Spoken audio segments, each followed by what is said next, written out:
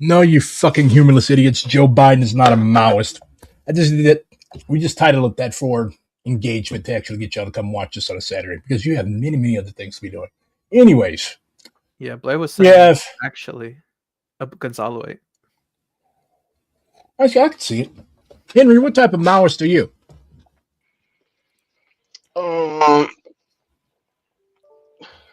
I don't know how to classify my. Not definitely not a, a Biden aligned Mao. As them kill him. No, we do not support Joe. We do not support Joe Biden. You know, everybody I know from Delaware has a Joe Biden story. That dude is every fucking where. Well, on the other hand, you can drive across the fucking state in like what, 20 minutes? Like nobody thinks about Delaware, but like every corporation is headquartered there because of tax laws. It's like the Switzerland of the United States, except with like 200 million times more toxic waste. It's Chernobyl and Switzerland mixed together. Yeah, we got Gaza Humanitarian Foundation here. We got these humanitarian organizations begging the Deputy Secretary of State to look into them. They're obviously illegal activities. Nothing. It's a sham state. It's just a show for corporations, as everybody knows. Yeah, Dover Air Force Base sent out a lot of the munitions that were used in Gaza too. And then anytime a U.S. service member dies overseas, they get shipped in boxes to Dover Air Force Base. It's the only port mortuary, so it's Yeah, like super connected. I remember when when Obama was president and all those people got murked in Benghazi. That's what they brought them. Live from Dover Air Force Base. This is what happens when you engage in imperialism and go places where you shouldn't go. Da, da, da, da. So, yeah. So your state is basically renowned for being a corporate tax haven, a body dump, making a lot of chemicals, and being home to Joe Biden. Where does he even live? Wilmington? Close.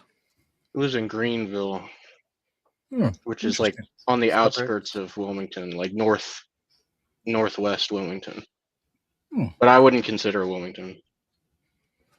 Yeah, all of these people like they have, like it's amazing. Like people talk about politicians like they're regular people. These people are like they live in an entirely different universe than fucking trash like us. Like they spend what the average American worker makes in 6 months on a meal, half of which they waste. So, like, these people are not like you and me. That includes the social democratic politicians as well. I think Bernie actually has a pretty austere lifestyle. But like Zoran, he lived in an apartment. I believe it was a rent controlled apartment in Astoria. Like, the guy's not rich, but his family wasn't missing no meals around. So, like, yeah, there's definitely a difference between these dynastic politicians, also like Joe Biden. Yeah, at least y'all aren't in Massachusetts where you'd have to deal with the fucking Kennedys. Like everybody that I know that's from Massachusetts hates the Kennedys. In St. Louis, should we start with our stories of how Biden has harmed us personally in our lives, or did he steal your crab meat like you did to that poor girl? Yeah. I have to tell it now.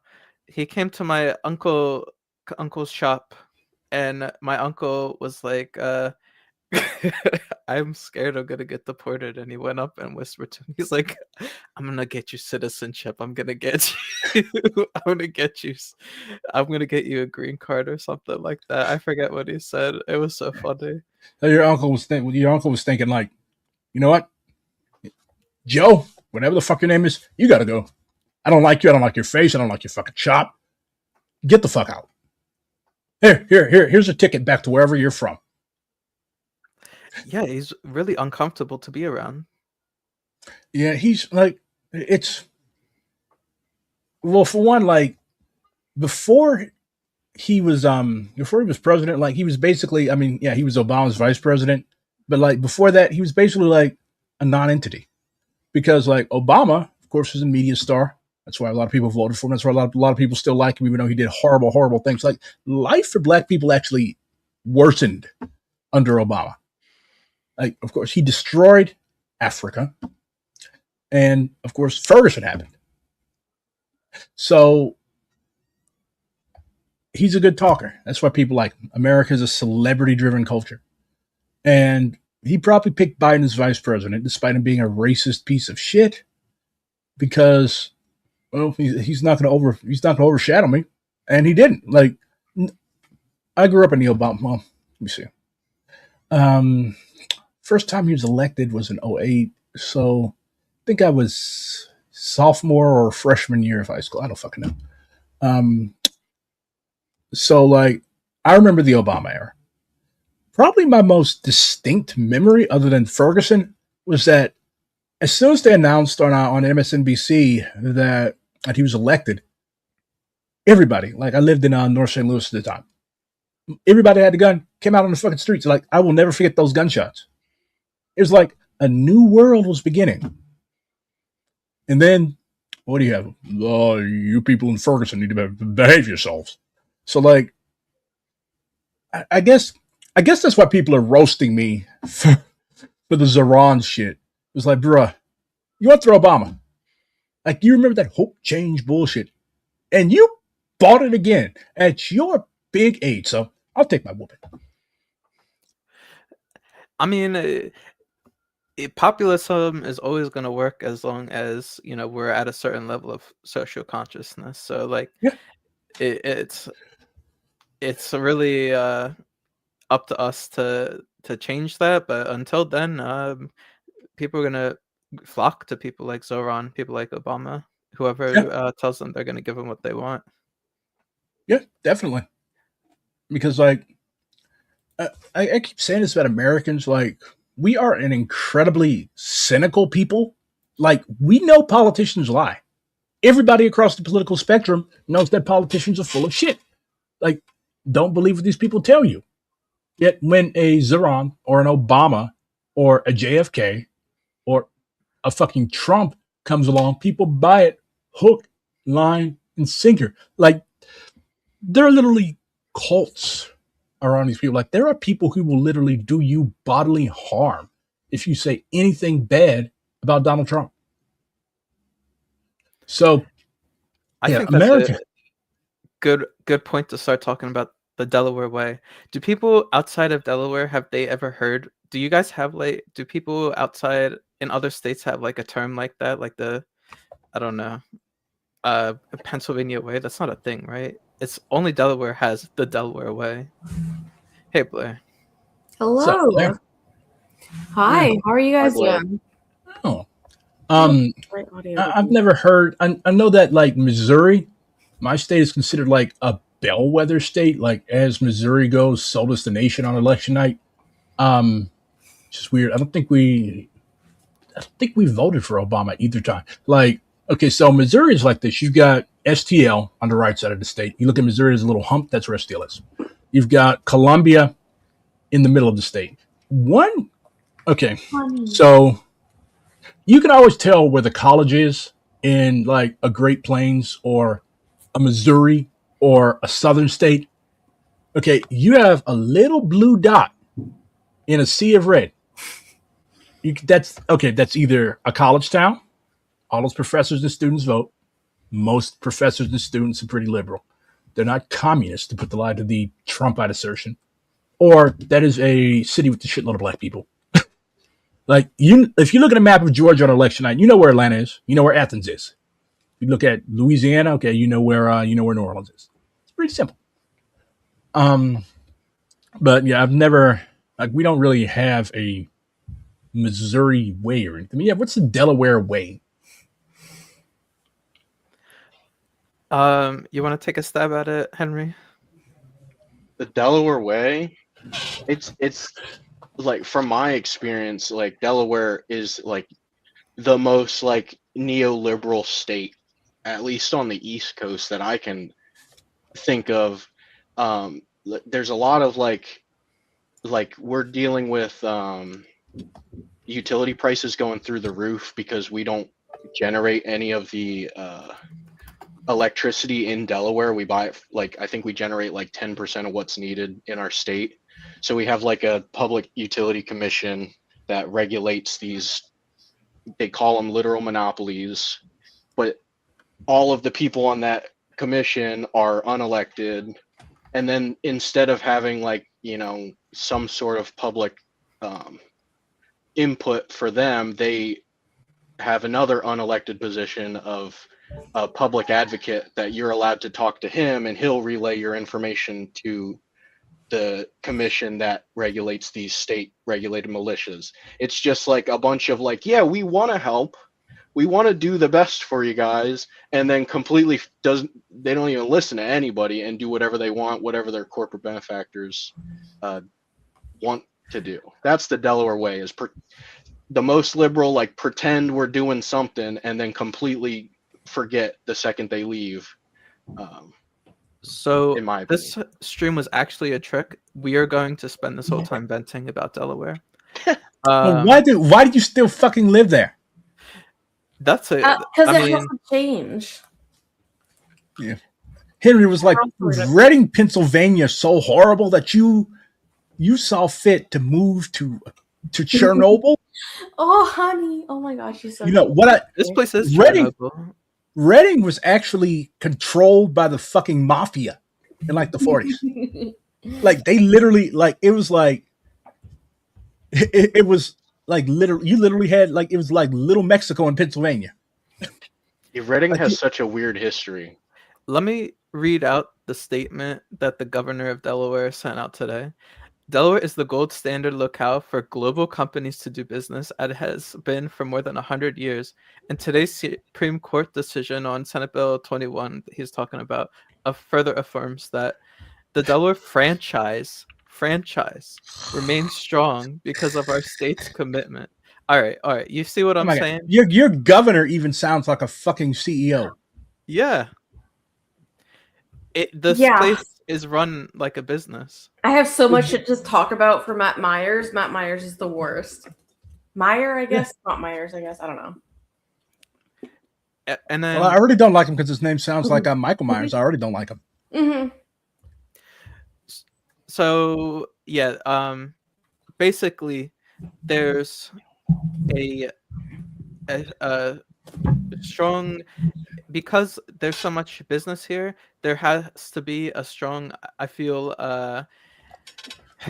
provision, I guess, of upward mobility. The place is petit bourgeois, and has been class actioned for like, I think actual, I don't know if this is true, like billions of dollars a lawsuit with the Trident Corporation for redlining.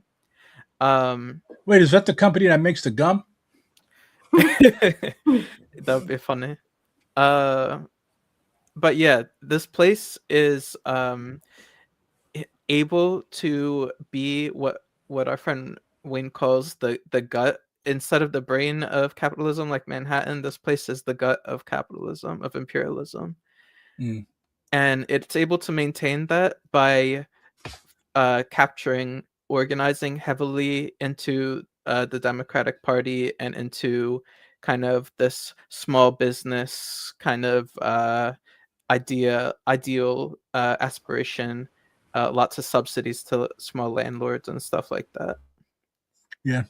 Handing out money to landlords is generally some American tradition. And the funny thing is, like, Adam Smith, like, basically seen as the ideological godfather of capitalism, hated landlords. Like, you consider them parasites. They don't do shit. Like, they literally sit, okay, because, like, they're called landlords because, like, they're literally following the footsteps of the old nobility. Like, if you go to, I was talking about this with your party. Why the fuck did I acquire a Boston accent? Your party. Anyways, I was talking about this with the British comrades the other day. Like, much of their land is still owned by nobles, like motherfuckers whose great times 100 grandparents invaded England with William the Bastard. So, like, that term, landlord, these people literally used to be lords. Like when you read about the nobility, or shit, watch Downton Abbey. Yes, I am a gay man. I have watched Downton Abbey. I am obsessed with British television. But anyways, like if you could not be nobility, you could not have a title, you could not be a duke, duchess, marquise, any type of lord, and have a job. Like you were expected to live solely off the rents of your estate, basically be a parasite. So that's basically what American landlords aspire to. Of course, because this is a country that doesn't really have like a titled nobility, they fought a war to end that. Um, like you have the bourgeoisie who fills that place. So they want all the trappings of this. Like, look at slave owners in the South. Like, they basically lived akin to feudal lords. Like, you have a big ass fucking estate, and they didn't have serfs; they had slaves. Of course, in practice, if you are either serf or slave, you really don't care about the distinctions. Your life fucking sucks. And they aspired to that, yet the Brits looked at them as trash, as garbage. So yeah, I get it. Handing out money to landlords is basically like, it's American tradition. America loves parasites. America aspires to be parasites. Like, people keep asking, oh, why did all these poor working class people vote for Trump? Don't they know that he's against them? Because they want to be Trump. They want to be Trump. Trump appeals to them. Loudmouth, racist, tacky, every fucking thing gilded gold. Like, the man's aesthetic sense is horrible. You just put gold, gilding on every fucking thing.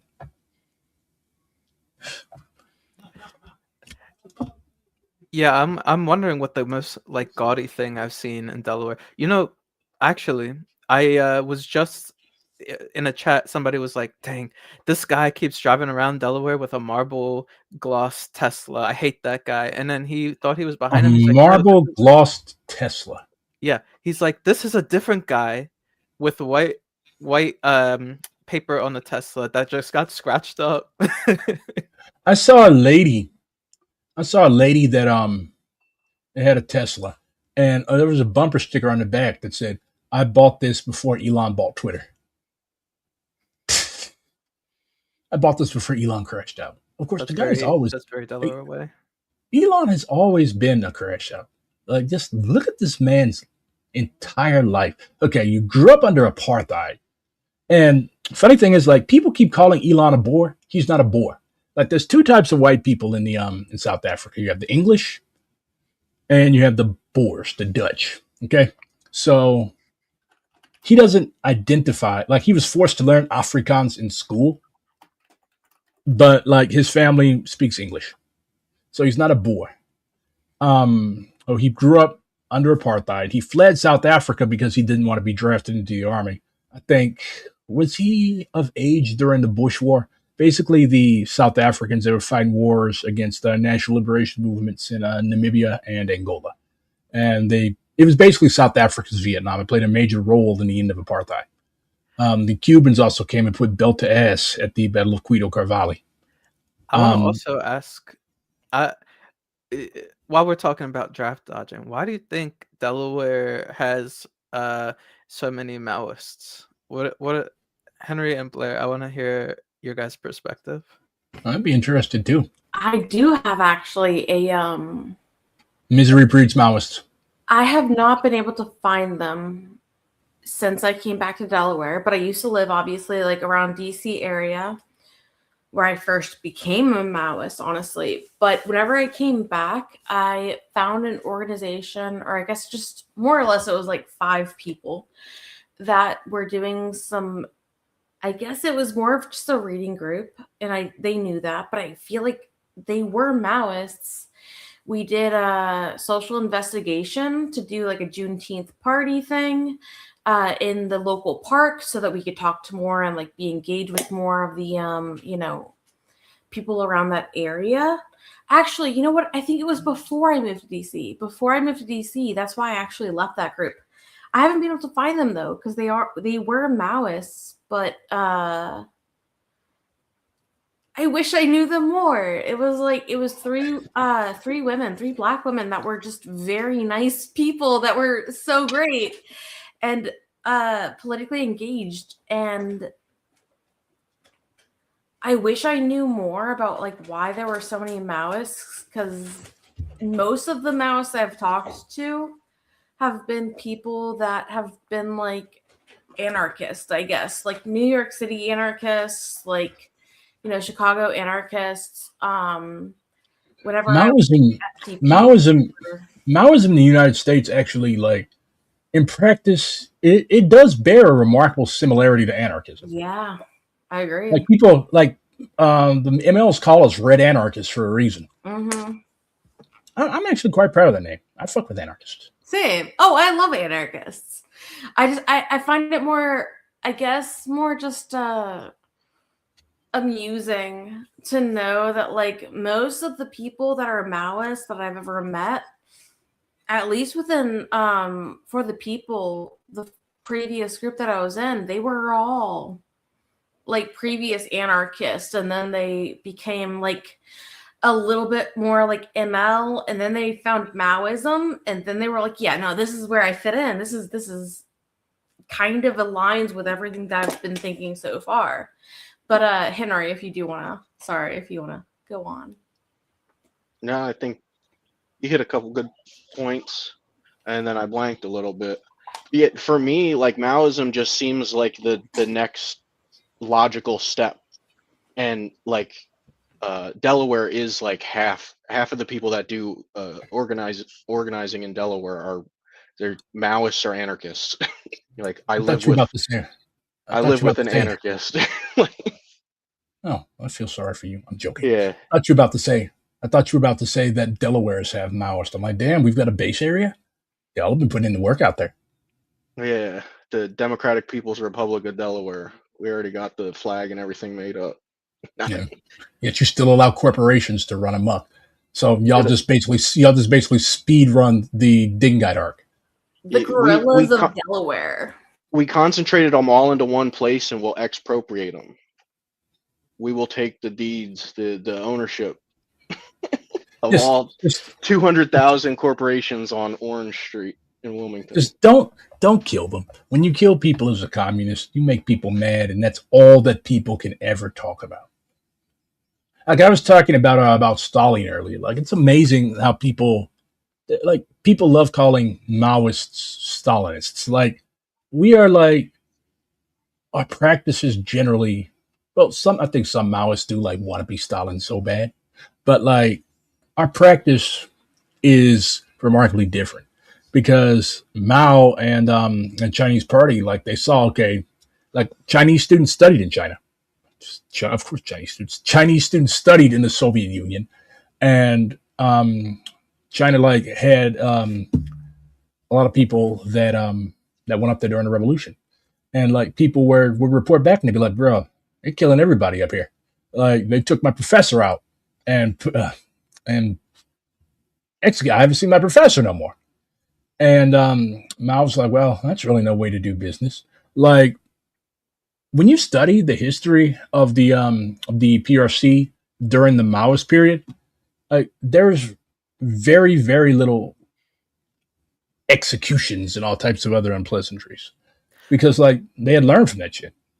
They'd put you, they'd send you to the countryside and make you grow fucking sorghum.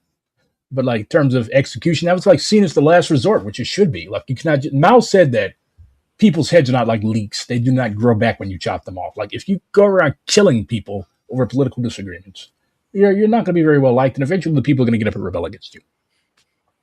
I think that's a big part of what is going on in Delaware. You know, Wilmington has the reputation it has. We have a very stratified state where me, Henry, and Blair all met through Palestine organizing, and another friend of ours who brought me on, who sadly passed away, was also me, Henry, and him were all working at the same DuPont site. We weren't all working for DuPont, but everybody DuPont as in DuPont Chemical, Yeah. DuPont as in the Chemicals, as in the inventors of Agent Orange, as in Bob Marley's previous employment. Yeah. Mm-hmm. as in y'all gonna all have cancer. And Oh, yeah. everybody in Delaware gets freaking cancer, and then their contracts get cut, and they just die. It's insane, and everybody knows it. Like everybody understands what's happening to us. It's Yeah, like genuinely terrifying. the neighborhood I live in, we get EPA notices that like there's so much PFAS in our water that we can't, like there's no drink orders for my tap water. Like How often is this?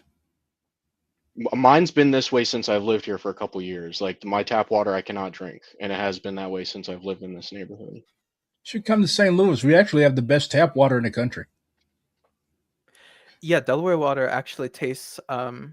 People will come here and comment on the water here, how bad it tastes. Yeah, because it's fucking chemicals. Yeah, you got to chew it a little bit. It reminds me of back in the day. What that city in I don't know if it was Cincy. Cincy has the river. Cleveland has the lake. I remember where they are because people call Cleveland the mistake on the lake. So Cincy has the river. They're on the Ohio River, right? That motherfucker used to burn every year because of all the chemicals. Like back in the 70s and the 60s, the motherfucker would be on fire because of all the chemicals. This was before the EPA, which still ain't worth the shit. And like, people don't understand like how fucking atrocious living as a working class person in this country used to be. Like, we're insulated. Like, our elders, like boomers, especially black boomers and older, consider us fucking spoiled. Like, I talked to my grandma, she's like, bro, we didn't have no fucking grocery store. I grew up on a plantation in the South in the 40s and 50s. Like, we didn't have no grocery store. They did have like, okay, you know about the company towns, how they would have like stores where you could use script and stuff like that. Okay, so a lot of plantation owners, they had what they would call stores. They stocked basic shit, needle, thread, nails, etc. Okay, you went to that place and you got in debt because most sharecroppers do not have and deal in large amounts of cash. So you go in the store and the plantation owner would have a book and he would write down whatever you got in the book. Okay, they got nails, they got some canned goods, they got a birthday cake, whatever.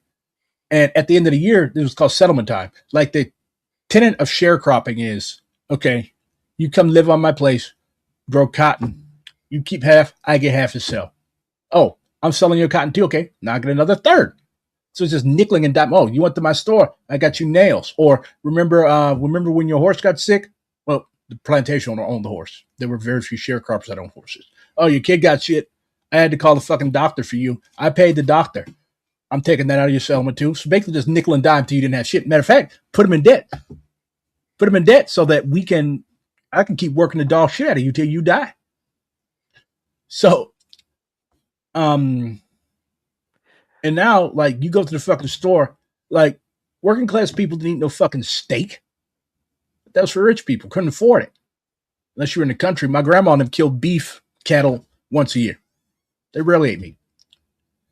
And, like, our standard of living, even for the working class, is incredibly higher. Back in the day, like, if you was poor, you knew you was poor. Like, even working class people, they can afford a decent wardrobe, thrift shorts, all that shit. Back in the day, you wore rags. Like, people contrast American poverty with like poverty in the third world. You go to Brazil, India, Peru, like, dude's got one t-shirt. He's had that same t-shirt for 10 years. He ain't got another one. He can't afford it. So this is all like imperialism. Like, why are working class people in the United States able to buy these clothes? Everybody has a car. Because of imperialism. It offers us like what Du Bois would call a mud sill. So even though your life may be shitty, your life isn't as shitty as a worker in Palestine or Peru or Brazil. This is like basic economic fact. It's not like, oh, the third world must overcome the first. No, it's just it's basic economics. Even an honest bourgeois economist will admit, yeah, we're able to live like we do because we're fucking these people over here. Will they rise up and overthrow us? I don't know. This is something actually. So mentioning, the fact that learning about other world's countries and their existence, basically, I think that is one of the issues whenever we are in Delaware. Most people are probably liberal, but liberal in the way that I don't think that they actually think about, like, they might care about, other countries, but they might not consider the fact that they do have to actually do things that are hard. They have to boycott things that are hard, which is kind of like the baseline of hardness that I could think of for most people. But they also have to think about other things that might be hard, like any kind of actual revolution or going to jail, right? Or going to, doing something that's actually hard is something that I've noticed within Delaware is kind of not, I'm sure other states too, but something that's not really thought about, not really considered, that people kind of have to do if you are wanting to be an activist or a revolutionary or making a difference. I don't think that people think about the fact that there are sacrifices and that you have to make that people think are very normal things of people that live a life. But no, you might not have a car, you might lose your job, you might not have a place to live, which all I understand is very important to have. But at the same time, it is, losing any of those things is nothing compared to the places where we are making such a horrific life. So I'm not sure if I explained that completely well, but it's something I've noticed is people being resistant to doing something that's hard in Delaware. Well, yeah, there is a strong with the Network Delaware kind of ring of nonprofit organizations. There is you can get into AmeriCorps, you can get into the Peace Corps very easily here. A lot of Black families come from are moving places from Dover where everybody was going to Delaware State University, which is a HBCU, and then joining the frickin' Air Force base there. That's how the Black population in the state was kept from tearing the place down. But what Blair was saying, I think also points to the activist scene in Delaware, where we got the reason we have this liberation slate is that we have, like Henry said, we have a lot of anarchists here, and they're doing a very good job of engaging groups like Indivisible, making coalitions, and getting success with them, actually. Like Anarchists working with Indivisible, we really are in the end times. Yeah, it's really interesting. The anarchists here are all there's a lot of really competent and I feel like a more than you'd expect in such a small state of competent organizers. And the other side of that I'm more hoping to bridge the gap on, there's high schoolers all right now all going out and protesting, right? We've seen videos of them getting thrown. There's a lot of lumpen in the city of Wilmington, and throughout the state, getting harassed by ICE, that people in Indivisible are rooting for but aren't in any kind of space with. And I I think obviously there's a geographic factor to that, but I think there's also a hesitancy to challenge the liberal ideas in our state. And that's really what I'm hoping that we can start doing in this chapter, is not just being another activist organization, where there's a lot of, but actually bringing some political change around here in the ideas that are had. Yeah. Yeah, 'cause that's what Marxism teaches us. Like, okay, like most people think that activism. Okay, I'm going to go wave a sign around and yell at an empty building. Rah rah rah rah rah. Okay, that doesn't fucking work. Like, how many times has there been a protest with those little ugly yellow signs outside of various beautiful buildings in DC, or local field offices of whatever horrible agency? And the ruling class, they laugh at this. Like, they sit in their offices and they look, oh, the protesters are out there again. Sometimes they'll come outside and troll you. Like, we have to actually build power. Well, fuck build. We actually have to conquer power. Because the one thing that every human being wants is to be powerful. Like, being powerless sucks. Black people have been powerless in this country for 500 years. So I can tell you, it sucks. It sucks for people to be able to do whatever the fuck they want to you, and you have no recourse. You know why? Because nobody gives a fuck. When you're powerless, nobody cares. So if the ruling class that is doing all these horrible things, war with Iran, ICE bullshit, harassment of trans people, like, if they can do these things and they have nothing to fear from you, it's kind of weird to be talking about like power. You don't have any. Power is the ability to define a phenomenon and make it act in a desired manner. What that means in layman's terms is power is the ability to make motherfuckers do things that they otherwise would not do if you were not there. Like, if there's, I don't know, if there's a fight going on and I go and help break it up, I exercise power. I'm a big motherfucker. I'm not going to have y'all fight down here. But the left in the United States, it's powerless. Everything we suggest, everything we ask for, everything we demand even, is ignored because they're not real demands. What is backing them up? Okay, I'm a ruling class, right? I'm a ruling class. I'm a bourgeois. I'm rich. Black billionaire. I'm Jay-Z. Come to me asking for a thing, right? Hey, you own my apartment building. I demand you lower my rent to $0. What am I going to do? Or what? I got All right. $3 billion. I got $3 billion motherfucking dollars. You have nothing, and you're asking me to lower your rent. You're not demanding anything. You're asking. I'm telling you no. What are you going to do? You struck a nerve with me, because let me tell you, we have really like strong stuff starting here. I'm wearing my Siwatu shirt, City of Wilmington Autonomous Tenants Union, but I love all the organizers. Our first instinct every time was to start a PAC.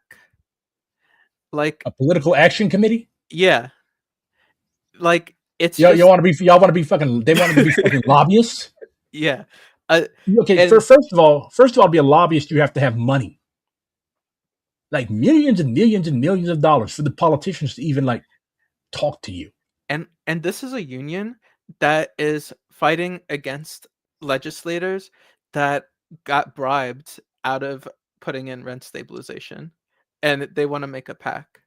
So So that they can hand out their own bribes, theoretically, aka waste members' dues money for them to vote regardless, because they're going to follow who pays them the most. but this it seems like, I'm telling you, the illusion in Delaware is very strong. It does It's not look just in like, Delaware; it's everywhere. yeah. It's not just everywhere. It's not just Delaware. It's everywhere. Like, and it's funny because leftists in particular, people in DSA, we know better. We know that all the shit you read Lenin, you read more. Hell, even the old school some of the old school reformers were like, yeah, this isn't going to work forever. They're not just going to hand us power. You read and read and read, and then you go to the bar for your little socialist soiree or social or whatever, and you talk, you complain, you whine about how horrible capitalism is, how we need a revolution. And what do? You're going to want to make a fucking pack. Like, it's just, it's cognitive dissonance. You have a side of your brain that knows that this shit is not going to work. Yet you have a side of your brain that you stupidly call the pragmatic, which is really the coward side. And it's telling you to start a political action committee or run for office. And I'm not even opposed to people running for office, because if there's a transphobic person running for the fucking school board that wants to make trans kids' lives miserable, holy fucking hell, my Maoist ass will run to stop that person from taking power and having the authority to abuse these comrades. But like, yeah, and the best that's thing not, about that's being not a power. Maoist in Delaware is you get to be like one of the few people who's willing to like get on politicians' nerves and get them to call you out and yell their address at you and tell you to fight them at their house. These like 80-year-old men like begging for a fight. It's hilarious. And you know, they think they can, you know, we just need to challenge that what's George Jackson call it, that The prestige. prestige. There you go. That thinking that they can act however they like, you know, put out on these anti-trans sports bills, and think they can just do that. And the Democrat across the aisle will be like, I know you're a very respectable person. I know you care about Delawareans, but you know, we kind of oppose this. And you have to go there and show them, no, we're not, this person shouldn't be allowed to represent people. You know, and even that is pushing the envelope these days. I don't know what that says about politics in general, but you know, constantly being there and you know, pushing what people think is possible has been really productive. I find here.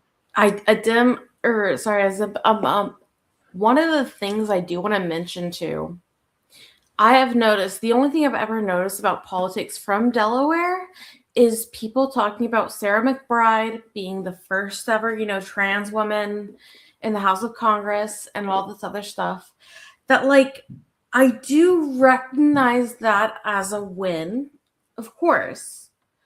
I also have a lot of, actually all of the people that I've ever known in Delaware that have been campaigning for Sarah McBride, that were, you know, trans people specifically, and also people part of the LGBT that are part of that kind of like political sphere for Sarah McBride, have been like, holy shit, she's a goddamn Zionist. And the first thing I ever did with Delaware Actions for Palestine actually was my favorite thing, where I did a disruption for Sarah McBride. She was speaking at this huge event. It was an event like with like, I feel like maybe 100 people, which is not a lot of people for an event, but like it was a good amount of people for me to feel extremely nervous about being a disruptor. But once you do that, it's really fun. Yelling at people is great. But anyways, she is a Zionist. She's also has no backbone whenever it comes to trans rights or anything that will do with trans people. She does not want to actually, you know, do anything that would make trans representation matter. That's one of the things about Delaware. That's like, you know, they are going to, you know, elect someone that's trans, a trans woman, and that is amazing. But then that trans woman is no better than Chris Coons, honestly. I hate that man. Why has he not changed his name? I hate. Why would you walk around? Why would you walk around having that as your last name? Bad. So we have to make chants with his name. Okay, white people, you cannot say this one. Yeah, we have to make Chris feel like bad though. On the chant sheet, it's like the white section. Yes, thank you. Yes. I saw somebody the apartheid chants. Yeah. I saw somebody asking what our slate intends to do, how our slate intends to move. Yeah. So I think there has been a left block forming Oh, in. hi, Lexi. Hey, Lexi. Yeah, so a left block formed in Delaware, thanks to Sir Joe Joe. Biden. Thanks to Joe Biden, honestly. Uh, Genocide Joe, the principled Maoist, and so we've been seeing a whole bunch of coalition. Here's my my thinking. I'd love to hear everybody else's thought. We've seen a whole bunch of coalitions forming between DSA and different issue campaigns. We had a lot of success with D Stopavello, and what we've been seeing is the usual problem where we're able to engage, certain class, the white, whatever they call it, professional managerials, but we have no contact. We have like 10 black members in DSA in Delaware. But at the same time, we have a community movement builders here. Malcolm X grassroots movement is moving here. We have people both for fighting ICE, for fighting police repression, and healing the violence in their communities, are starting up self-defense classes. There's a chance for a lot of our issues to come together, but one group and another group have historically not gotten along because of like racial tensions, and I'm not even talking about white black racial tensions here. um, and people have had the great idea, call it whatever you like. I've heard it popular education, some kind of conversations where we're actually talking about what are the concerns of one group versus another that is making them trepidatious about getting organized with the Haitian Immigration Coalition in Delaware versus the Delaware Coalition of Immigrant Justice versus all these different groups. So we're just hoping to get some social consciousness going by actually challenging people's preconceived notions a bit, not being a little afraid, which has been a bit frustrating, not being afraid to make people a little uncomfortable by having to look at their preconceived notions of what organizing in Delaware should look like. It's very simple stuff. Okay. Well, that is very heartening because is ununionized tech support labor aristocracy or professional managerial class? Stop smoking fucking weed. These stupid ass questions. Okay, so I think this is the first time that Liberation has actually run a slate. So from what you said about your chapter, though, and from I've talked to a lot of people from Delaware. I think I've talked with more people in Delaware DSA than any other DSA chapter. I don't know what it is with Delaware people and loving Black Red Guard, but whatever. Maybe it's my shiny head.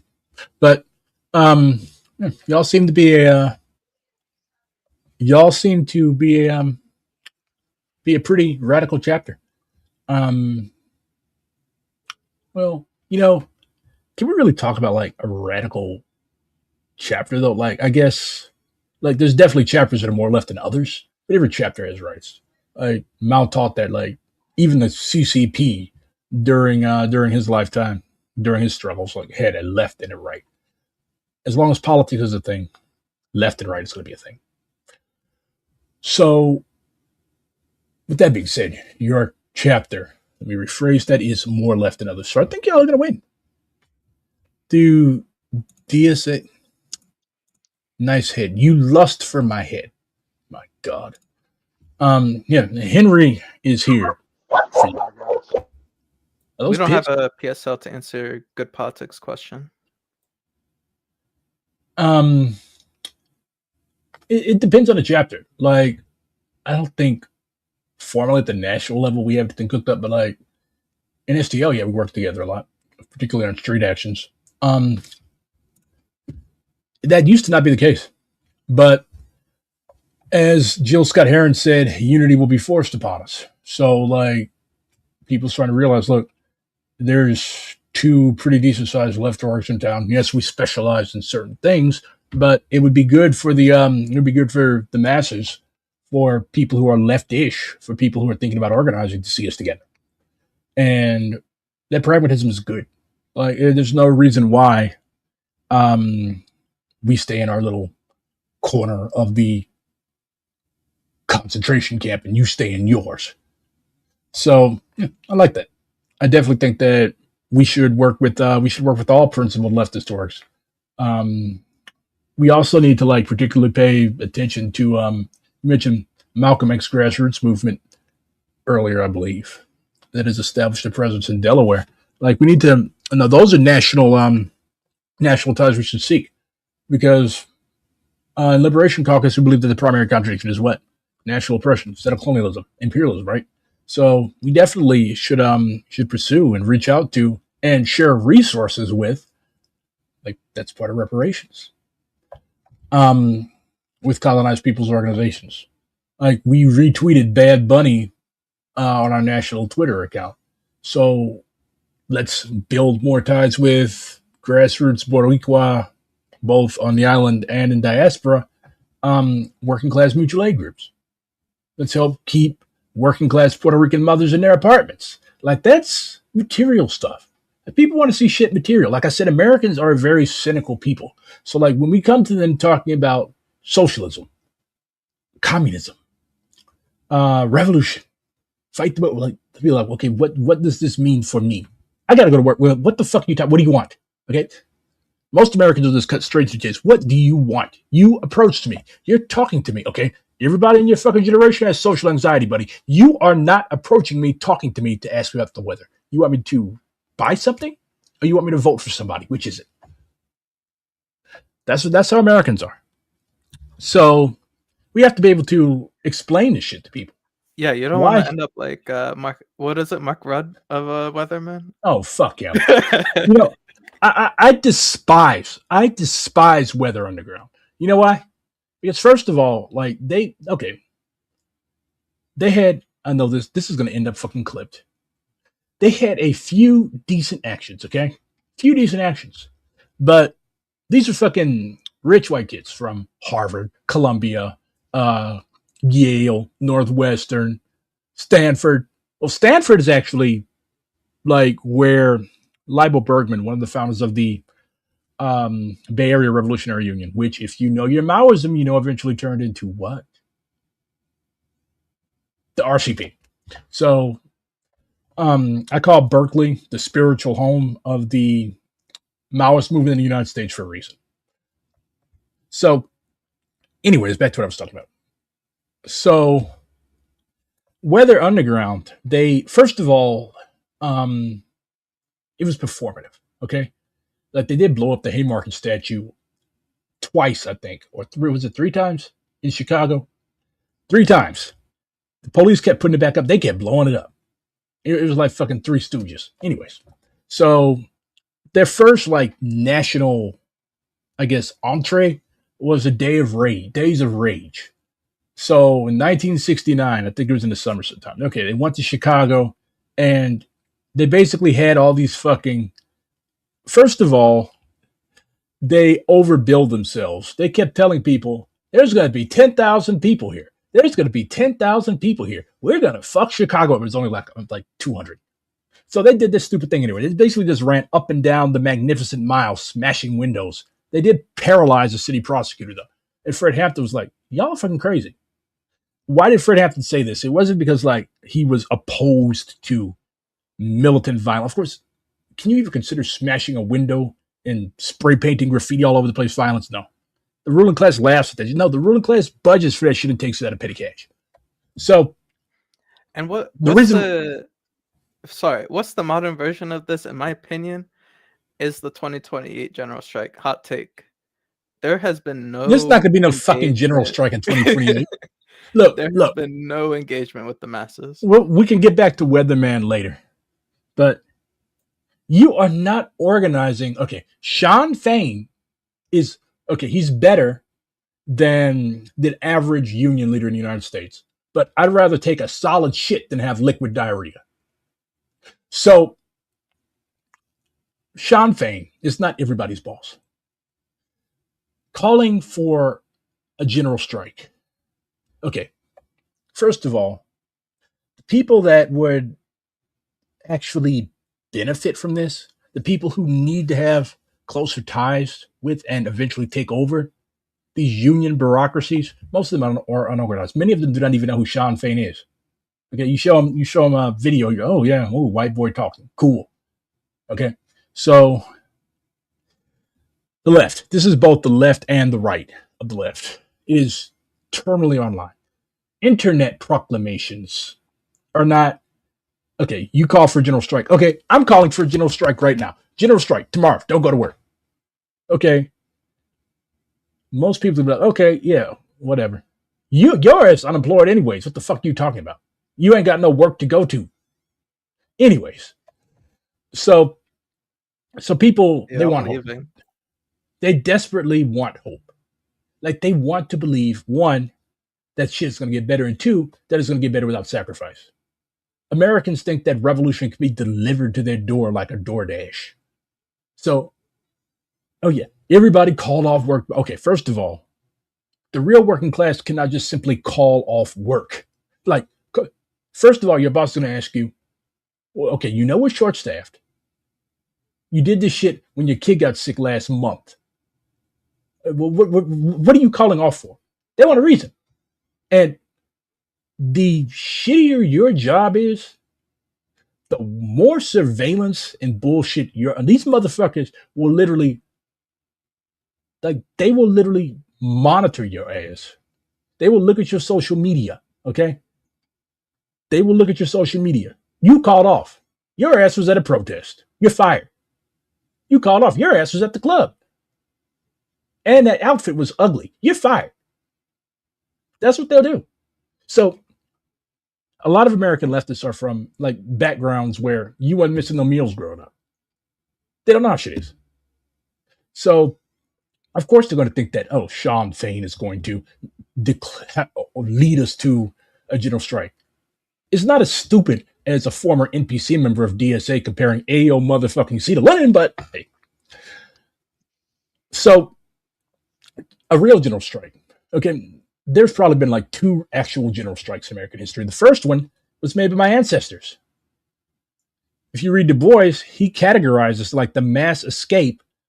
Okay, the mass escape of American slaves. Okay, basically, you hear the white boys shooting each other up the road. You go follow the sound of those guns. You find the ones with blue coats and you stick to them.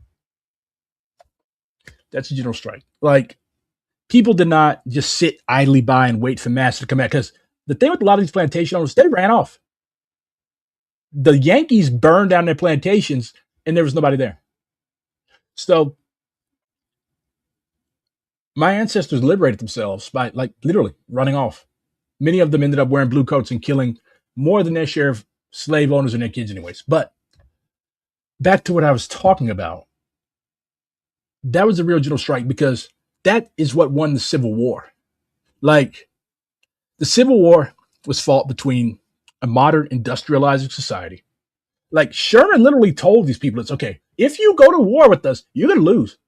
Like, you can't even make a pair of shoes. You have no factories.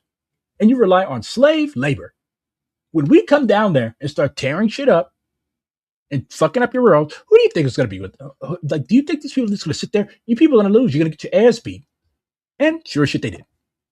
So we broke the South's back by refusing to work.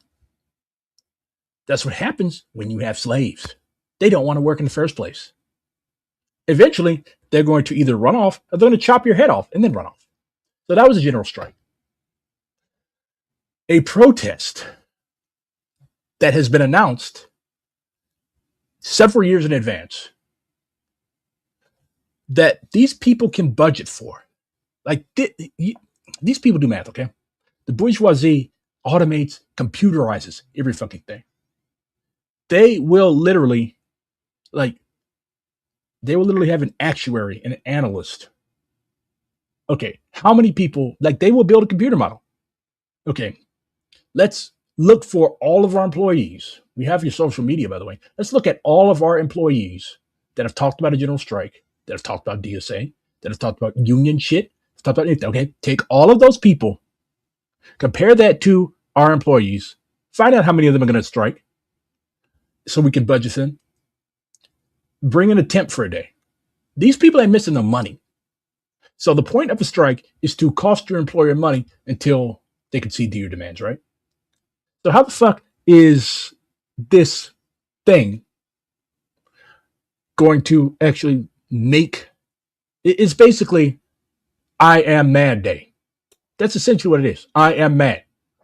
I'm not knocking the Minneapolis general strike either. It's one of the, look, I respect anybody, any fucking body, who will go out and protest in negative 10-degree weather. I didn't even do that shit. I don't want frostbite. I worked at a homeless shelter. I know what frostbite does to you. I don't want that. My ancestors were hot weather people. I'm not protesting. Leave that to the Scandinavians and the Swedes. Anyways. I seen you outside once.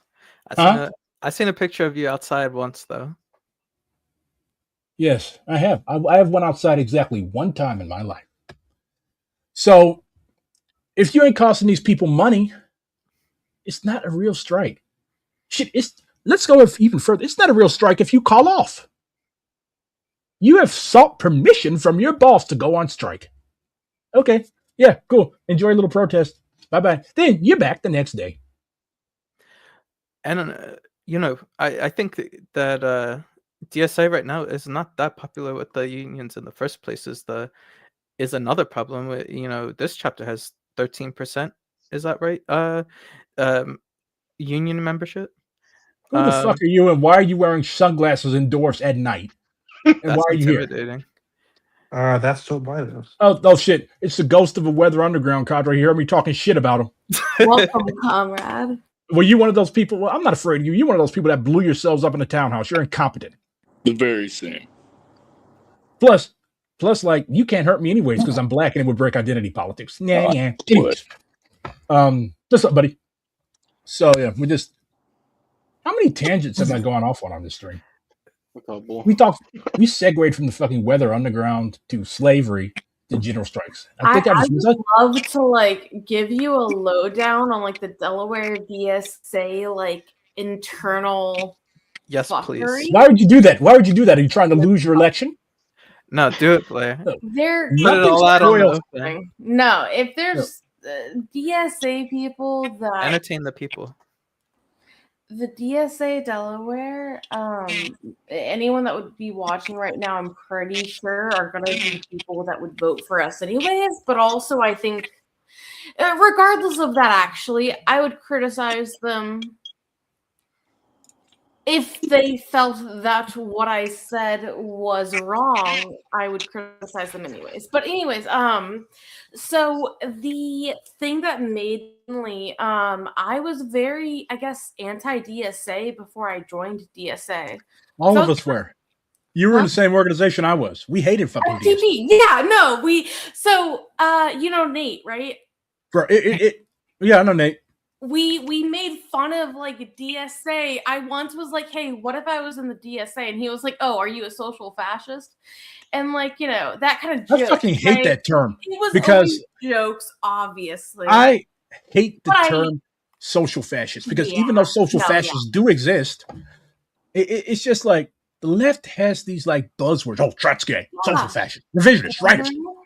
But what got you in? Who got you in? So what made me join the DSA actually was the fact FTP collapsing. I was a part of the Delaware Actions for Palestine.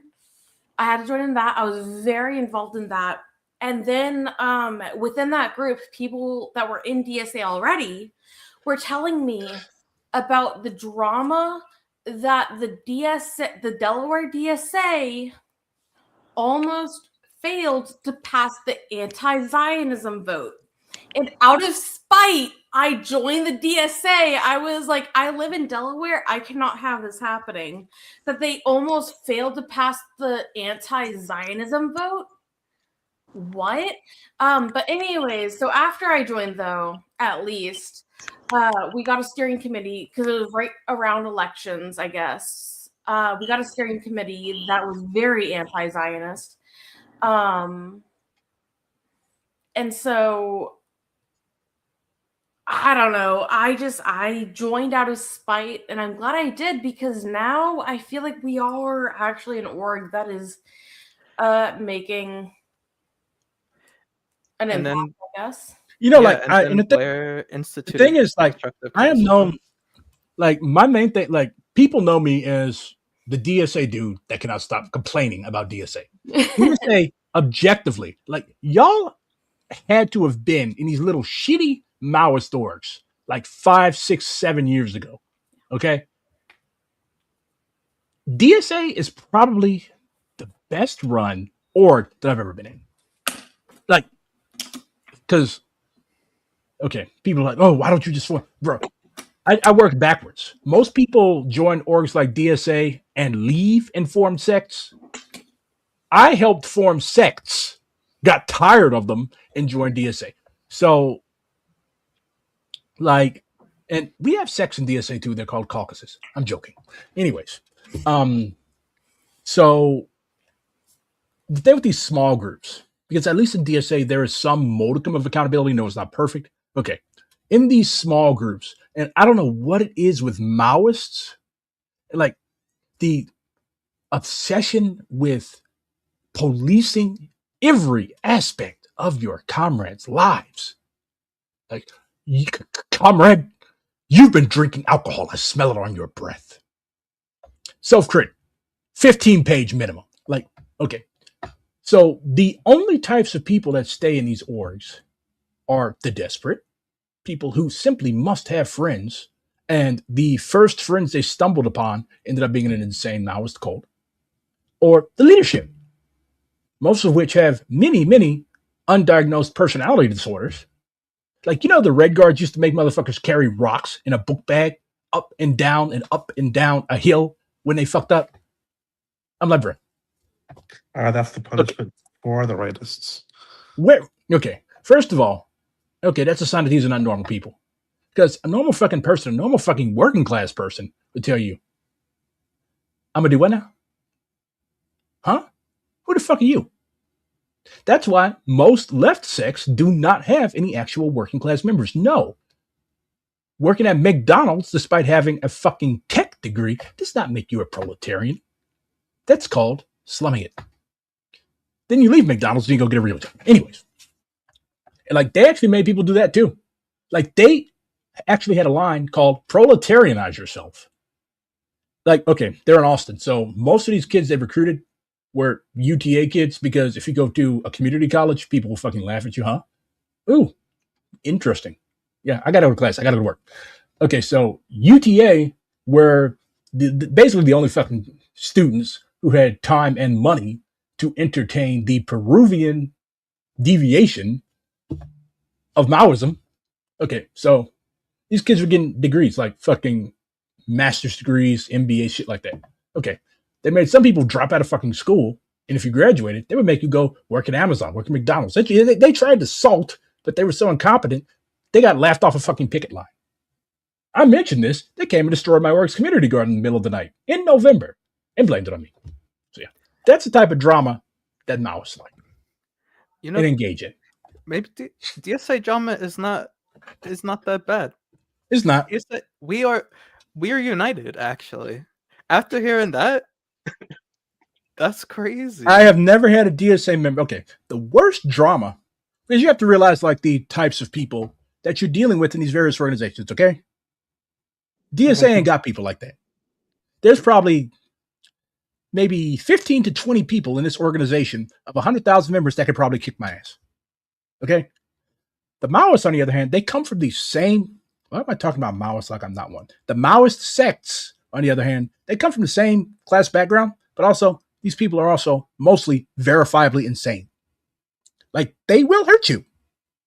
They will leave a fucking dead rat on your porch. This actually happened with a lovingly handcrafted coffin, because a lot of these people went to art school too. A lovingly, beautifully handmade coffin. I don't know if Issa still It's has a it nice or not, touch. but okay, with a dead rat. They probably bought it at a pet store. I think the OGs killed their own rats. Anyways, yeah, they got hungry on a long march. You got to have protein and leave it. Then come back a month later. And mind you, this was all over Facebook posts. Came back a month later, busted every single window in the house. Like, what? That's not politics. That's just being I hate this term. This is being antisocial. A real flex Okay. would be asking for the coffin back, I think. Yeah. Yeah. Yeah, So, do people feel like they have like something to prove to their, fellow when you people and their organization? no, here's the thing. Okay. First of all, these organizations have toxic leadership. Okay. They have toxic leadership. And they see their comrades not as comrades. Like, in organizations like this, when you say self crit, it doesn't mean I self crit. It means I told you to self crit. I don't have to fucking self crit. They'll literally tell you that. And then Gonzalo thought, basically the type of, I don't even want to call it shit Maoism, but they have a concept called jefatura. Jefatura in Spanish literally translates to boss, being the boss. Jefatura. Basically, and they have theoretically codified the thought of great leadership. So basically, the leader of the party, the leader of the organization, cannot do any wrong. It's like how Catholics view the Pope. Well, I don't think, most Catholics I've talked to do not view the Pope as infallible. Like, they'll literally say, "Oh yeah, Pope Frankie was wrong on that." I don't know what the fuck. Yeah, like, I like cult. Okay, I'm from St. Louis. St. Louis is one of the most Catholic cities in the country. So, like, I know a lot of Catholics, and like, I would rather. There's two types of Catholics. You have the people that were raised Catholic; they're really cool. Then you have the people that converted to Catholicism. They are insufferable. They are insufferable heathens. They only join because church. They only join because church pretty. Anyways, going back to what I was talking about. So, I was raised Catholic, but by the way. Oh, congratulations. I was not raised Catholic. I was raised in a denomination called CME, Christian Methodist Episcopal. I think they were split from the AMEs. They're black denominations. Anyways, I was Pentecostal, if anyone knows what that means. I was Pentecostal too. The worst. Another Delaware thing. Pentecostalism is the church of the white working class. It is awful. Everything about it is awful. It's not an accident that one of the best communist theoreticians that your class has produced was literally called Preacher Man Fesperman. Anyways. Yeah, I have a question for Blair, though. Oh, yeah. And anybody in our slate, what is our slate's next move for Queer Socialist Working Group? Because B's been doing such a good job. I don't know where can we expose all your plans for the rightists that are watching. Yeah, they're watching right now because they care a lot. They're watching, and that fucking sicko from whatever the City Journal, whatever. They're watching Netflix right now. What are you talking do about? Sincerely believe that any rightist within the DSA, specifically within the DSA, would not watch this currently. They would not know that this is going on. They would not be sure enough to know that this is going on. Yes, they would. Because they're looking for that ran out of the chapter and forced their way back. People were still in this org, I would say that they would be watching, but they're not in the org anymore, so I don't think they are. They're looking for clips to use against us and their next NPC meeting. I only watch NPC meetings when I'm talked about. All right, so here's something interesting that I've been hearing that's going on in Delaware. Nemours is not giving people gender affirming care, right? Yeah. So these these nice kind of upper middle class people and are referring these to children to the pediatrician to get a prescription. And I think that kind of undermining the big corporations there is a place where we can really radicalize, get some kind of maybe people interested in dual power, because it, it has been really nice seeing how liberals will come out for queer kids in Delaware, at least. So that's one thing that we've all been thinking about, but how to get them to completely go out of the capitalist system eventually, that's another question. Why the fuck does Canary Mission keep writing books about DSA? They released another one on the 19th. Like, they've written. What is wrong with these people? Well, there's nothing wrong. It gets clicks, right? They're getting paid to do this shit. Yeah. Also, good night, everyone. I'm getting sleepy. So Good night, Yeah, we listeners. got convention in Oh, the morning. yeah, you just come on the stream so we can put you to sleep. So these feel like these. Imagine being a fucking reporter and you suck so bad as a reporter that you beat is spying on DSA. I remember that situation as well. But does anyone have like clothes and stuff? Because I know we gotta get ready for tomorrow's convention and stuff like that. Yeah. What are y'all wearing to your coup? I mean, election. Bomb vest. A shirt that says "Proud member of the Murder Caucus." Mm-hmm. It sucks that they gave us that name because, like, oh my god, evil, scary commies. It's anti-communist McCarthyism. No, But people are. So they're saying that, like, so our main thing is social investigation, because I think that Delaware does not do enough social investigation.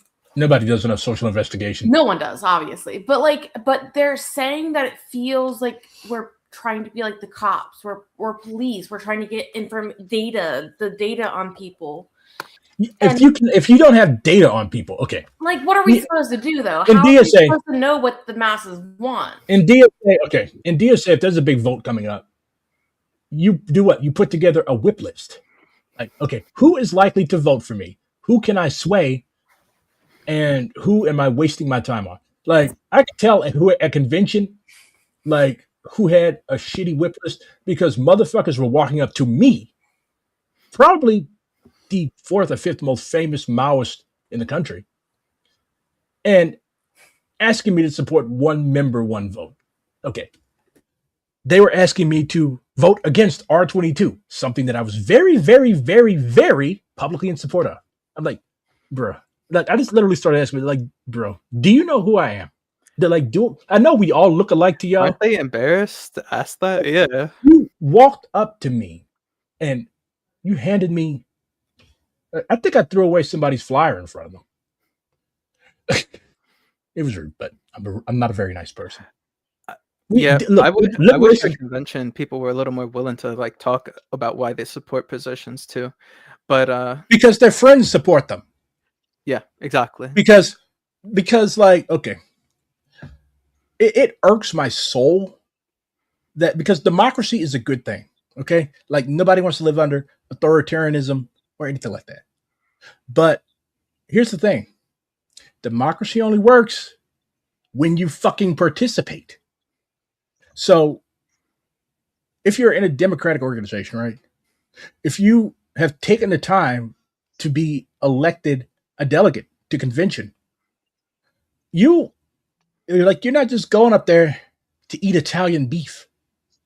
You have to research. Like, one of our convention chairs, they gave me a big ass book with all the resolutions in it, convention compendium. Okay, he printed this at his own expense. I think chapter funds reimbursed. Anyways, everybody got one. On the train, you were to read that. Like, I hate how easily it is to manipulate people.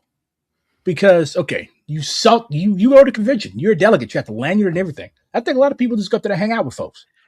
Because you go, I think we should talk about the chapter version of that with the paper member issue. yeah, look, these people keep trying to force this one. They're doing it in Atlanta. Okay, we're supposed to settle this at convention. Now, what they're trying to do is long marches at the local level because they're looking forward to 2027. They're trying to, because, okay, AOC may or may not be running for president. The thing with being a leftist in DSA is that you cannot be fucking lazy because these writers are not. Okay? They're thinking. You're whining, oh, no, AOC bad. Look at what she's, okay. Fuck all that, okay? All that matters is voting. Do you have the votes to stop AOC from getting a DSA nomination? If not, the writers are like, I'll give credit where credit is due. They know their shit. They know their shit. Many of them have been in this organization far longer than any of us have. So they know procedure. They know stuff like that. Meantime, you have leftists just joined, don't even know how fucking meetings work. Like they think that you can just get up at the mic and they're deeply offended when you say time. Yeah, this is a formally run meeting, bud. You've got 2 minutes. So there's very little investigation. Then you go to convention because my buddy went the other year. I want to go. Okay, you get there. You got a resolution. Okay, these people are using, again, these people are operators. They're using big words. Local convention too. Like, and it's so insidious. People are voting yes on shit just because they like the name.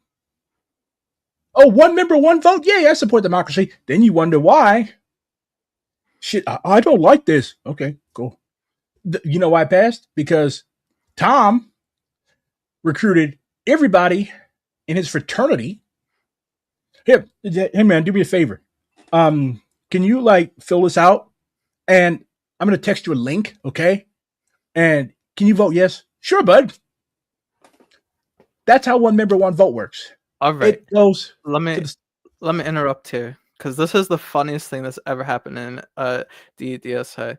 Even funnier than well, no, I'm not going to talk about that. So even funnier than the fucking basement rave. Not funnier than the basement rave at convention. I almost died in that motherfucker. If but you looked good while doing it. That's what's important. Yeah, I would have been a well-dressed corpse. All right. So we changed the bylaws to have revisionist. Yes.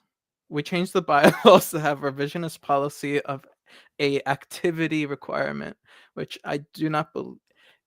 Yeah. Don't look into that, right? You don't support an activity requirement? I mean I was one of the people that put it in. As a result, I support it as well. Yeah, as a result, you just have to come to one meeting. As a result, a ton of paper members couldn't vote. I bet the writers were very happy about that. They called our slate clannish, as in Ku Klux Klanish, because we were infringing on their democracy. At convention, we had a fucking person from SMC get up and compare. I was okay. Everybody remembers this. I was literally sitting like not even 10 feet away from her. I started the booing. That was the highlight of my political life. And like they compared one member, one vote opponents to Jim Crow Southern officials. I'm like, bruh, no, I don't want my organization turned into a popularity contest. Like, and the thing is, like, if I seek further national leadership, thing is, I would clean the fuck up. Like, okay, I'm a pretty well-known social media personality. I'm the type of person that would benefit from one member, one vote. Like, I make a fucking stream. Hey, idiots. All you do is watch me all day. Join DSA. Vote for me for whatever.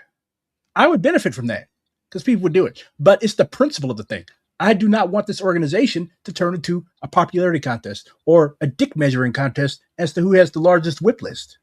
Yeah, or I don't want people, the Republicans can just all join and destroy the org from inside. Like I keep saying this, but I do not want to use my personal social media clout to try to force my will in DSA. I like democracy. That's the Maoist way. And democracy only works when people are actually well educated on the matters that they're voting on. Voting for whatever your friends vote for, or whatever the guy that uses a lot of big words tells you to vote for, that's not democracy. I believe, thankfully, though, we're actually past that in our chapter.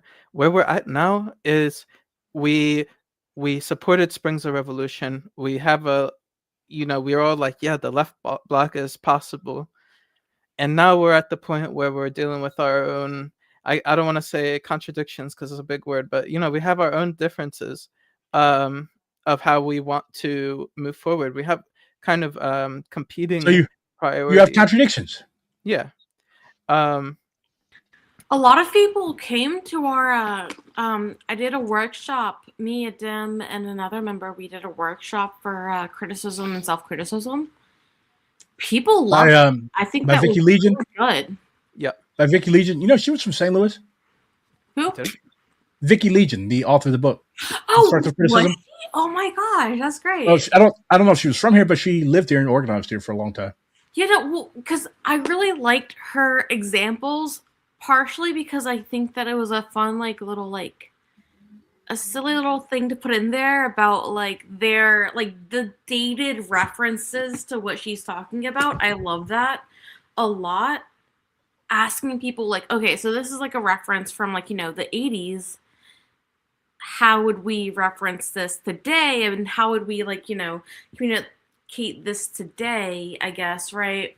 Because she was talking about oh, well, someone in our organization keeps answering the phone and is not following operational security rules, and they're not they're giving over that was back in the day when they had landlines.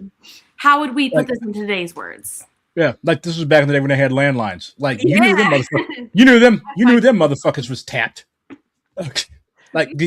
Look, the tap, okay, so technology has advanced so much. Even the methods of combating the ruling class and their efforts to thwart our organizing. Now they can just backdoor your phone, backdoor your computer, because they know, especially Zoomers and millennials, okay, you can't put the fucking phone down for 5 minutes, and whenever you have an intrusive thought, you go post it on Twitter. Yeah, let me backdoor your phone. Back in the day, they actually had to work for that shit.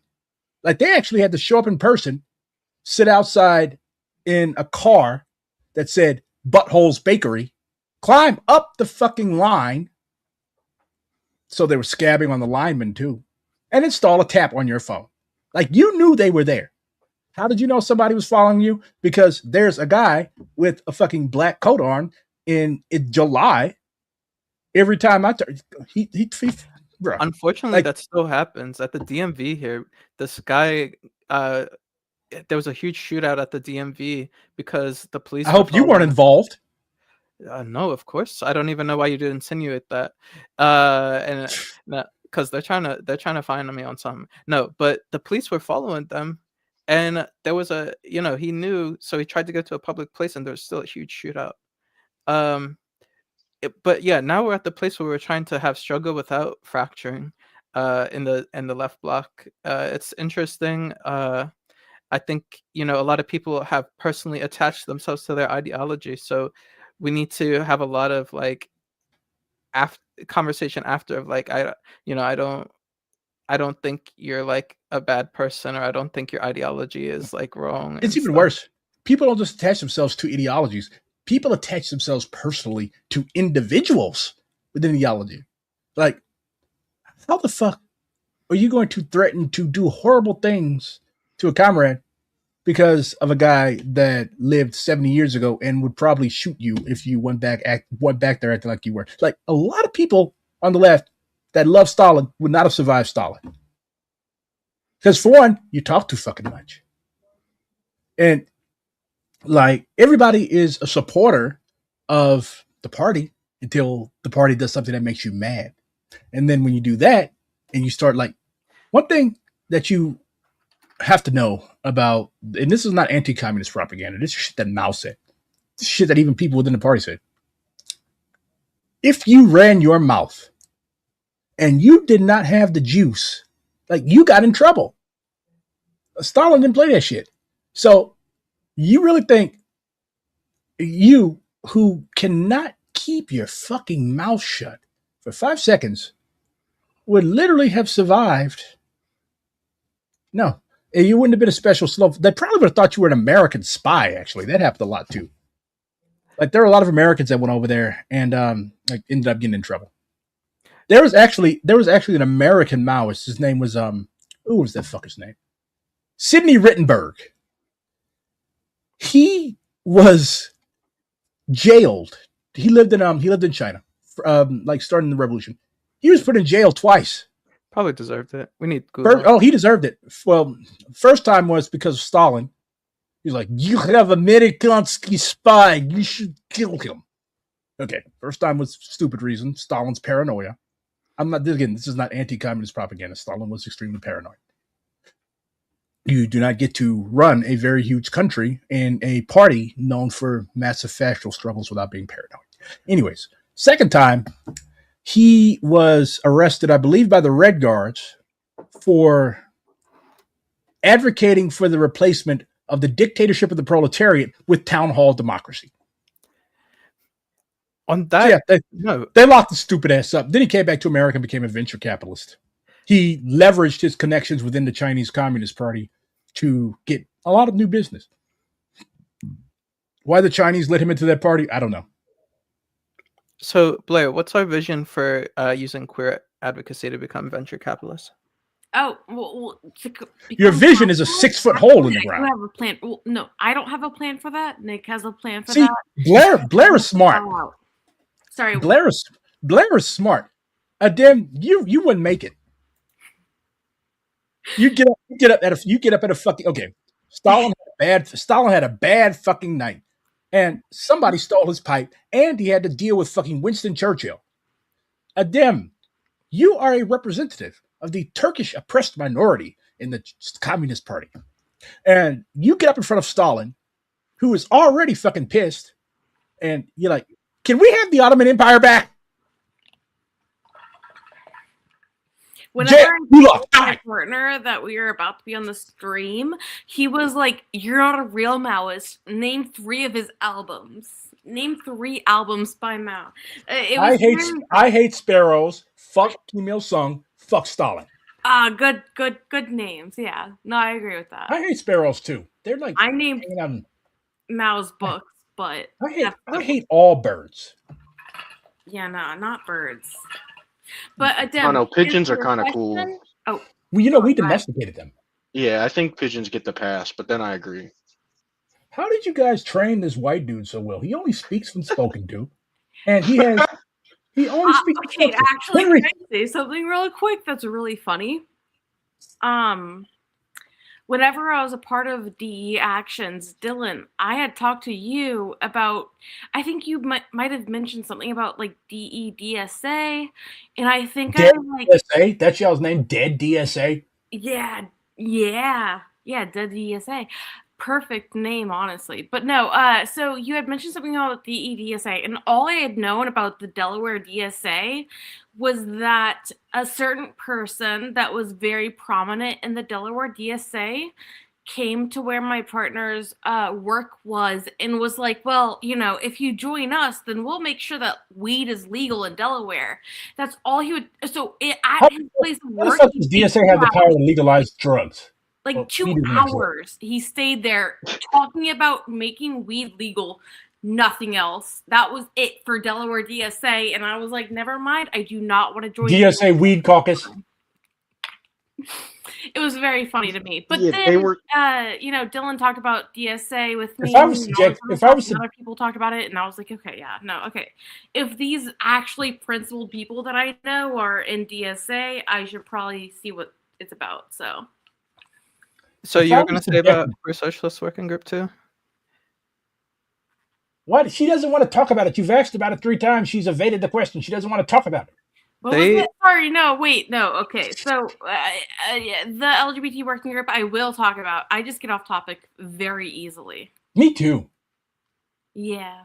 It's a Maoist trait. But so besides, Adem fights the urge, I think.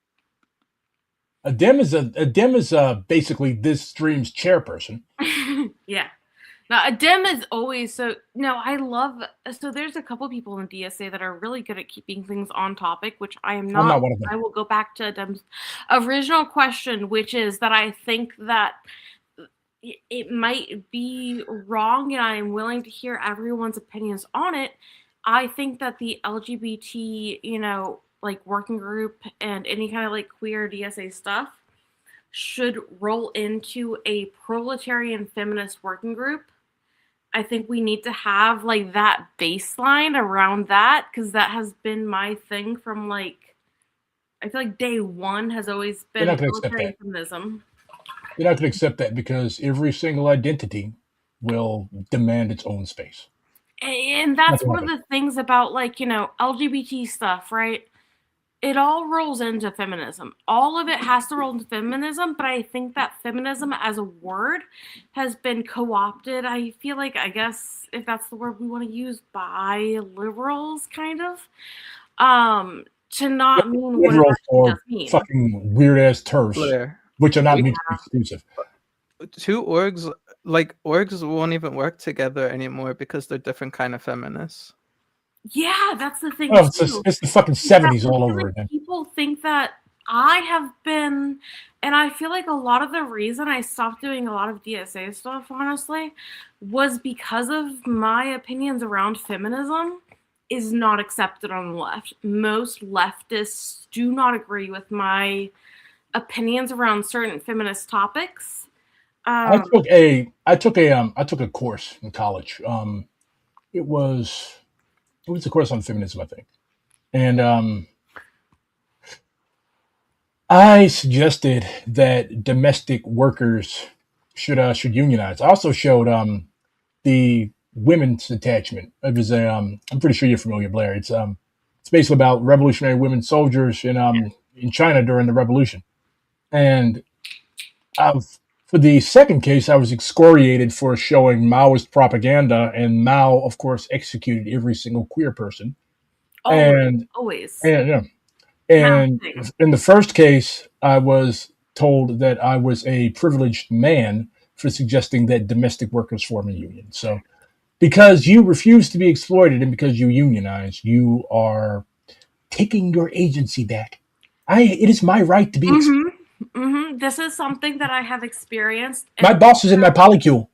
The only ever like male comrades that I have entirely trusted have also been extremely disliked because we have criticisms around sex work.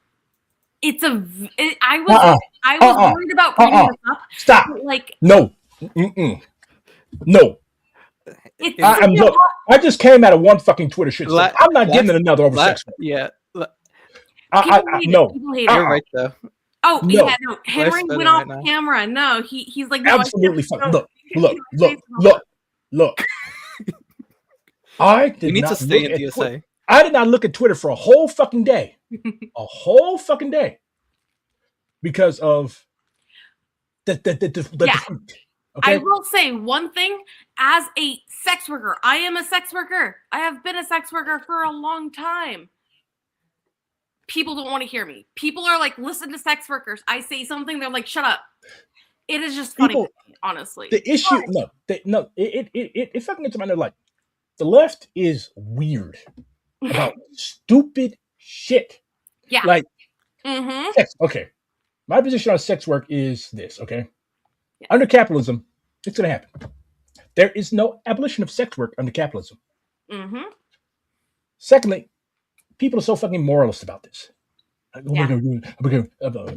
Thirdly, the conditions of certain first world sex workers are not in any way, shape, or form equivalent to, like, talk to Filipino comrades. JMP huh? About this Mothwad, I guess.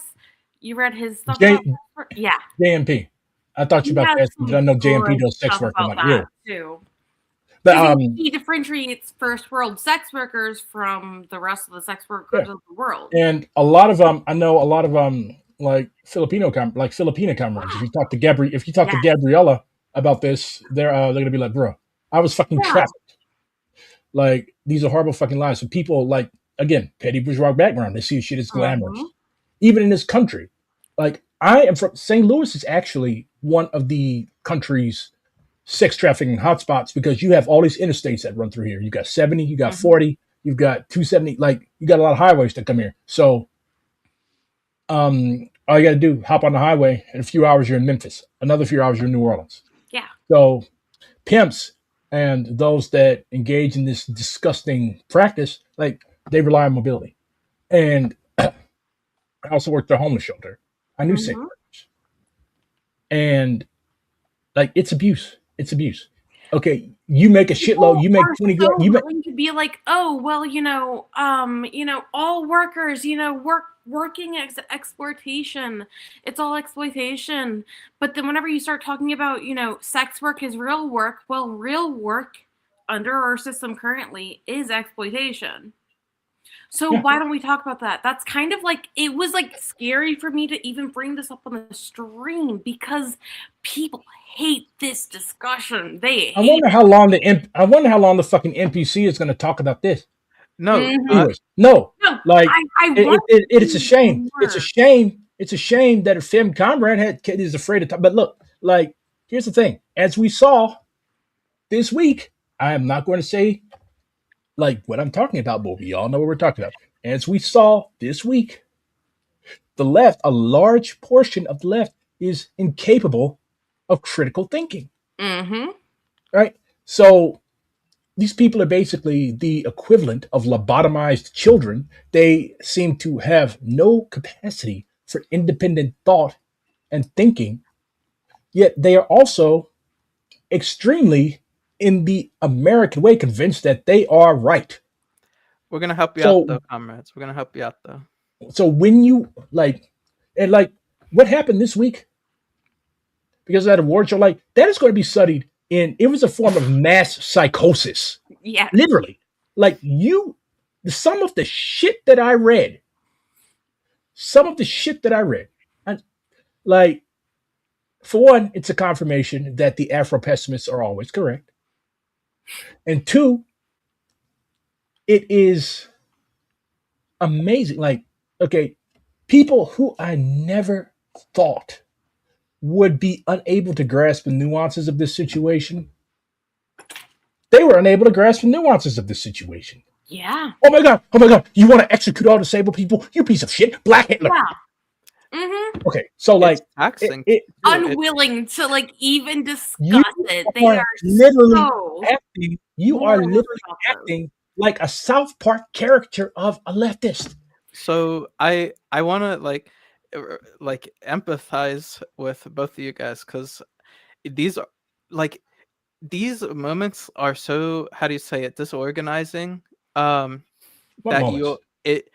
it makes us feel like maybe we shouldn't talk about this stuff anymore. But I guess that's the kind of stuff when people are feeling lower. We have to come back to it eventually when people are feeling a little lower valence, And these moments shouldn't even be moments though. Like, especially if you are on the hard left, if you call yourself a communist, you should be able to differentiate between objective right and wrong. Like, these moments should not be. I have seen people crash out. Talk about analysis. I have seen sure that people can have an analysis without relying on whatever everyone else is saying. Most leftists think an analysis is running your mouth on Twitter. There's no investigation. Like, you literally had people. Okay, I didn't know shit about. Well, I didn't know shit about Tourette's. I mean, I am a millennial. I grew up with South Park. Okay, I know what Tourette's is. I knew it exists, but I was not aware that John Davidson literally could not control what he said and when he said it. I did not know that. Okay, I do not sit around and study neurological disorders. Most Black people don't. So here's the thing. If you come correct, okay, first of all, don't call me a bunch of, you're ableist. No, I'm not. Look, bro, I have a disability. The thing is, this is a white people thing. I do not make my disability my entire identity. So here's the thing. I did not know that. And if these people that were crashing out about this, they actually were like, hey, look, I've studied this. I have this. When I engage in coprolalia, it's funny how so many white people cannot pronounce names from other countries, but they sure learn how to pronounce coprolaliafet. Okay. Oh, they only So learned it this week, though. I learned no. This is why, like, I like No black grace. people that have this situation. I mean, that have the situation, have this condition. Like, they reach out to me, like, look, bro, he literally could not help himself. Okay, like, okay, if these impromptu disability advocates, if they had reached out and they had said, okay, look, I get where y'all are mad. Okay, first of all, acknowledge harm is done. If I walk up to you and call you a slur, and if you don't knock me the fuck out, you're probably not going to be very happy with me. So you have to address the harm cost. You do not respond by accusations. That does not work, especially on black people. Why you always have to act like Stalin is in the room. All right, no running your mouth. Who the fuck is afraid of Stalin? The dude was only like 5'5". I told him like hot laundry. Me. Take that Red Army away and take that party away. Man to man. Anyways, so first of all, like, we have to learn how to fucking talk to people. Like, if you, like, again, study the working class.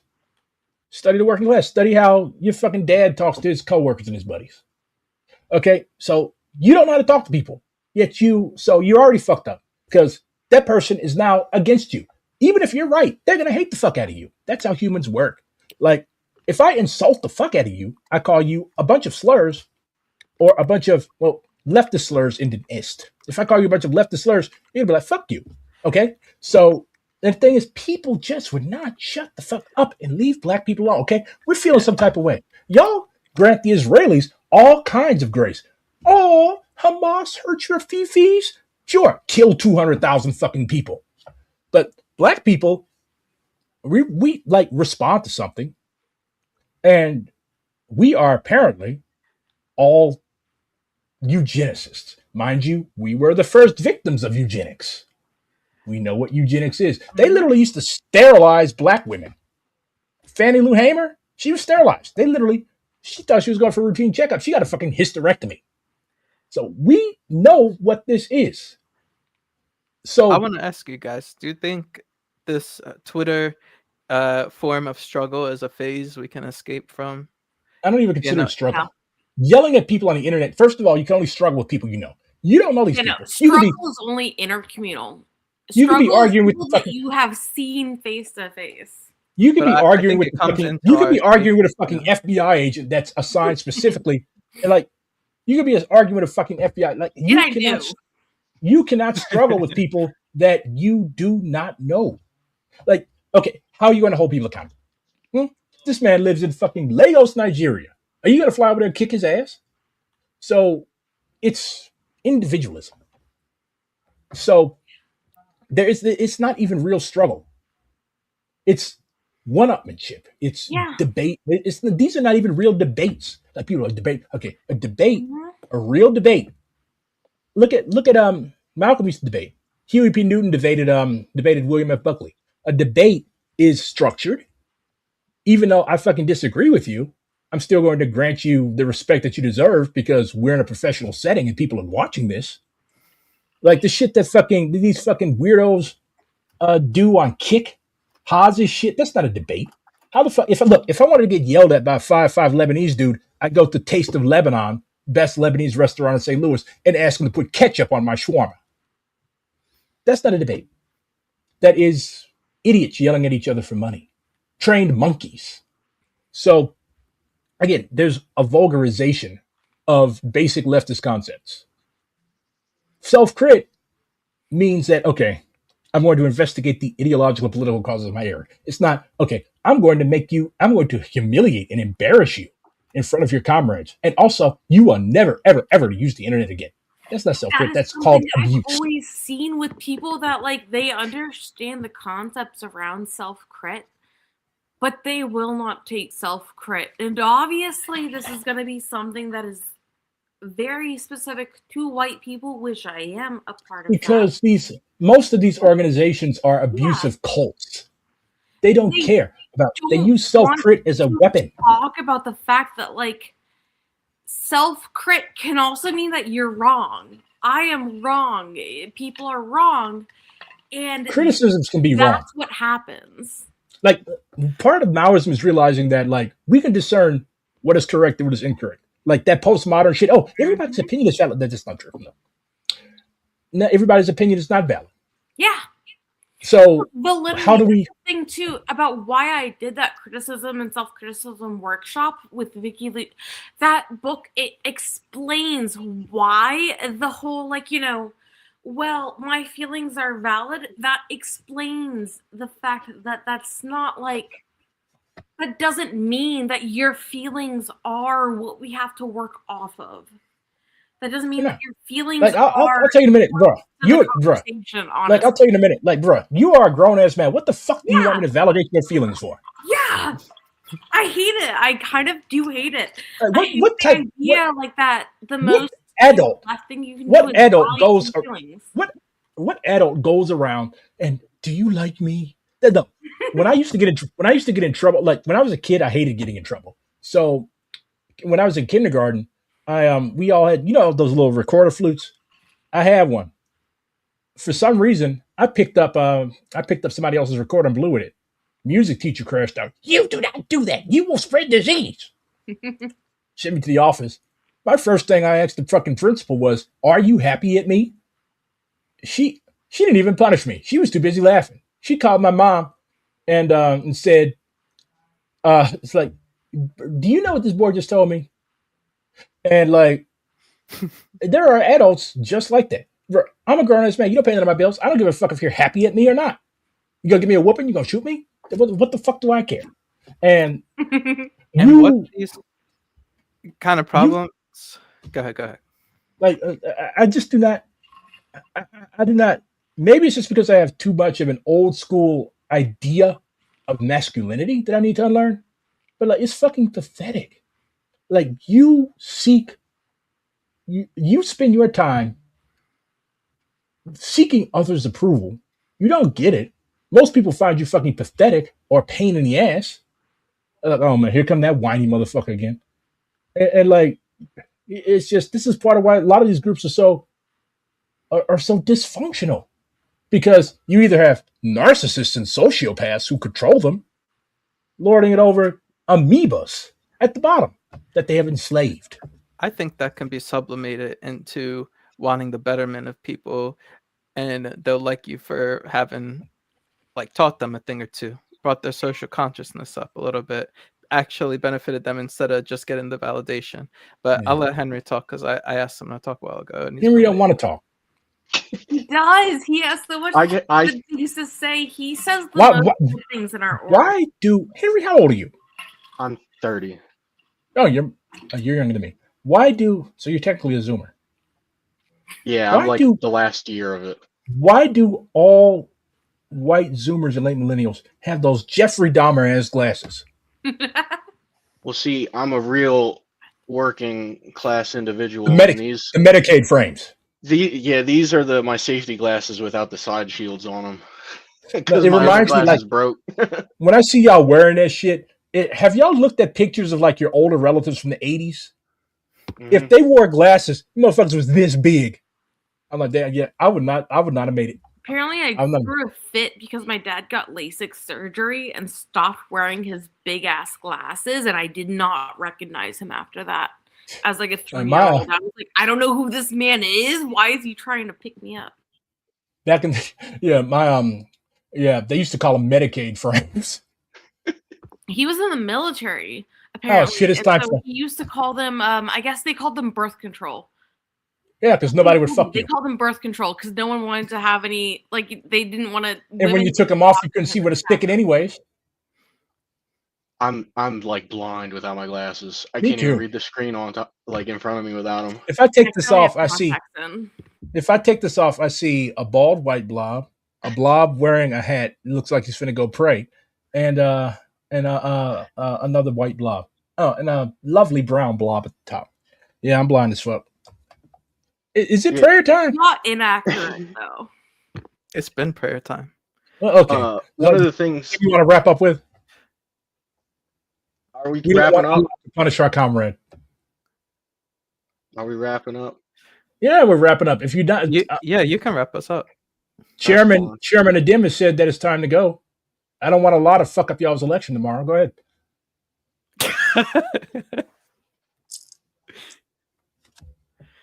All right. On that note, I guess we can we just wish Liberation Slate luck then, yeah? I do. The long march continues. Henry, you are the least talkative white Maoist I've ever run across. Did they cut out your tongue? Yeah, Adem messaged me right before this and said, "You do not talk unless I say something to you first." That's some old school Ottoman shit. No, Yeah. if you speak more than 5 words, I will pour boiling oil on your feet. Mm-hmm. Straight white man. He's not allowed to. I threatened to take away his razor. Have you ever called him no? You probably call him your pet janissary. Anyways, with that, we are the Gang of Four. And never say that Maoists don't run for office in DSA or Maoists don't run for office. Because all 4 of us are current or future chapter leaders. If you clip this, I will castrate you. Good night. Good night. Assalamu alaikum. Good night. Bye, guys.